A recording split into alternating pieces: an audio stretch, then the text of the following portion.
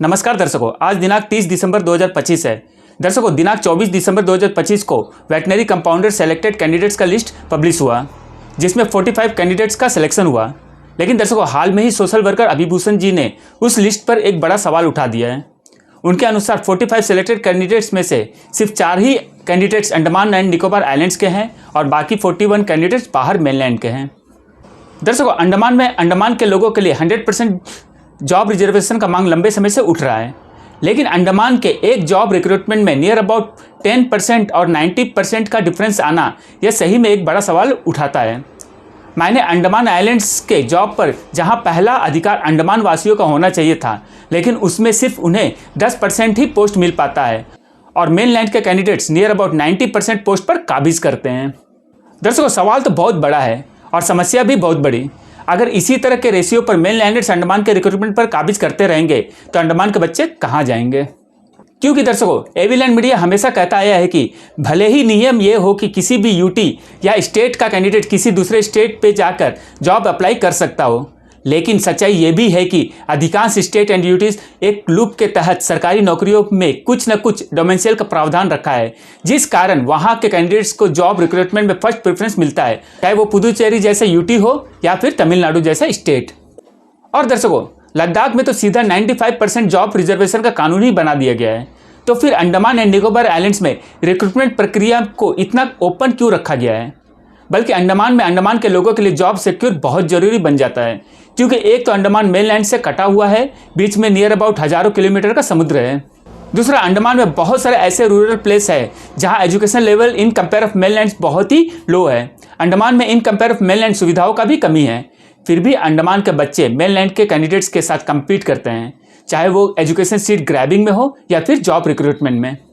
हमारा सिर्फ यही सवाल है कि जब बाकी स्टेट कुछ न कुछ नियम बनाकर अपने लोगों के लिए रिक्रूटमेंट सीट्स और एजुकेशन सीट को डोमेंशियल बेस पर सिक्योर कर रहे हैं, तो फिर अंडमान में इतना ओपन क्यों रखा हुआ है? दर्शकों, आगे के वीडियो में अभिभूषण घोष जी को सुनिए। धन्यवाद दर्शकों। पंकज सिंह, एवीलैंड मीडिया से। नमस्कार, मैं अभिभूषण घोष। दोस्तों, ये वीडियो मैं इसीलिए बना रहा हूँ क्योंकि बहुत दुख लग रहा है, क्योंकि हम आइलैंडर्स हैं अंडमान निकोबार के।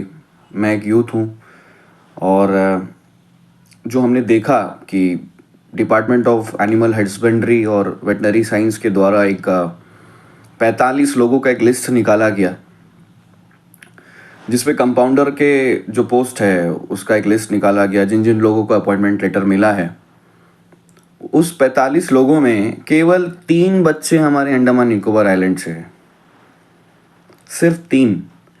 कितना बड़ा ये दुख की बात है। आप बताइए कि बाहर वाले बच्चे आके हमारे बच्चों का, हमारे परिवार के बच्चों का, हमारे अंडमान आइलैंड्स के बच्चों का नौकरी और अधिकार को लेके जा रहे हैं। ये कितना टेंशन वाली बात और कितना स्ट्रेंज चीज़ है, कितना दुख की बात है। आप लोग खुद सोचिए, ये सारे नेता लोग कहाँ हैं जो बड़े बड़े वादा करते हैं कि गोद ले लिया, अच्छे दिन आएंगे, 100% जॉब रिजर्वेशन होगा, यूटी को आगे लेके जाएंगे, पूरे इंडिया मेनलैंड में नाम होगा। ये ऐसा नाम नहीं चाहिए भाई।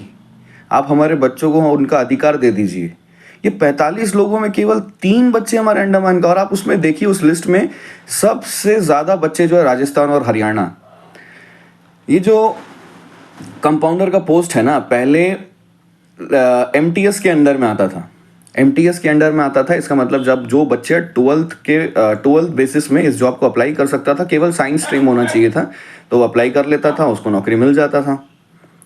ये पिछले आरआर में उसको बदल दिया गया, बदल कर एमटीएस के लिस्ट से कंपाउंडर को हटा के उसमें एक आरआर में बदलाव किया गया कि डिप्लोमा इन वेटनरी साइंस आपको चाहिए।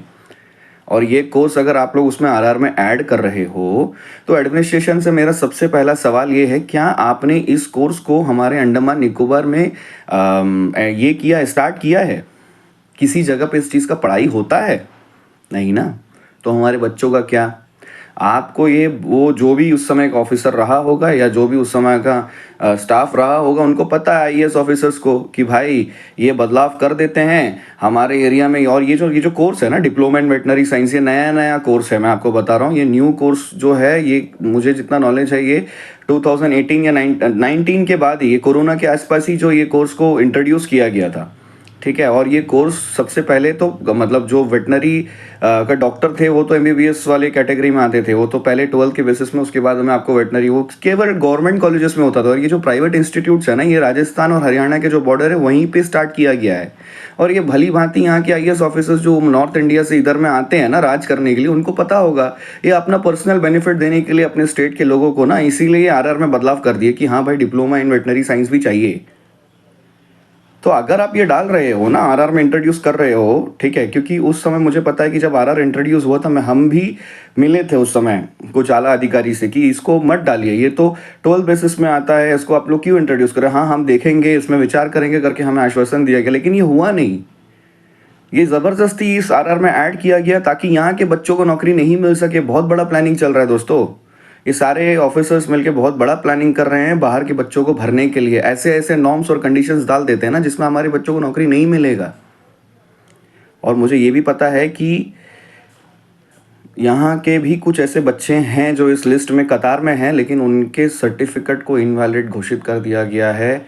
ऐसा ऐसे करके उनको भी होल्ड पे रखा गया है। और केवल राजस्थान और हरियाणा के बॉर्डर से जो कॉलेज से पढ़ के जो बच्चे आए हैं उनको वेरीफाई करके उनको रिजल्ट देकर उनको पोस्टिंग दे दिया गया है। ये क्या चल रहा है भाई अंडमान निकोबार में। आप अगर नया आरआर चेंज कर रहे हो, डिप्लोमा इन वेटनरी साइंस को कंपलसरी मैंडेटरी कर रहे हो, तो उस कोर्स को पहले यहाँ पे स्टार्ट करिए ताकि यहाँ के बच्चों को भी मिले।